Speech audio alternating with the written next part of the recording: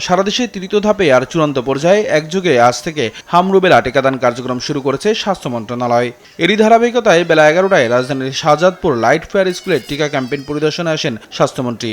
এ সময় সঙ্গে ছিলেন বাংলাদেশে নিযুক্ত যুক্তরাষ্ট্রের রাষ্ট্রদূত Brent T Christensen, special envoy Charles Harder ও ঢাকা উত্তর সিটি কর্পোরেশনের প্রশাসক মোহাম্মদ শফিকুল ইসলাম খান এবং বাংলাদেশে ইউনিসেফের প্রতিনিধি miss Rana flower.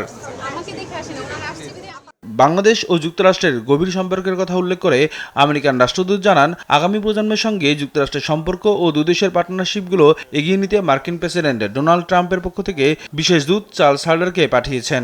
Another sign of the close partnership between the United States and Bangladesh. We are also greatly pleased to have this as part of the visit. Vigo WireGuard প্রয়োজন মতো বাঁকানো যায়, অধিক চাপেও ভাঙে না।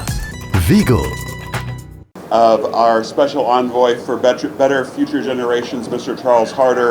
আর বাংলাদেশ হাম পরিস্থিতি মোকাবেলায় যুক্তরাষ্ট্র পাশে আছে জানিয়ে চার্লস হার্ডার জানান, বাংলাদেশের সঙ্গে সম্পর্ক আরও এগিয়ে নিতে সরকারের সাথে আলোচনা করা হবে। We applaud the government's rapid response to this situation, this crisis, and it's great to see this quick mobilization and robust mobilization to help the children. So it's a pleasure to be here and to see this in action. আর স্বাস্থ্যমন্ত্রী জানান, টিকার ও লোকবলের কোনো কমতি নেই। যতক্ষণ পর্যন্ত সকল শিশুকে টিকার আওতায় আনা না হচ্ছে, ক্যাম্পেইন চলবে। আমরা যখন এই প্রোগ্রামটা স্টার্ট করি, before we start this program, there is a problem with our porters, those who carries the vaccine and the field workers, those who you have mentioned.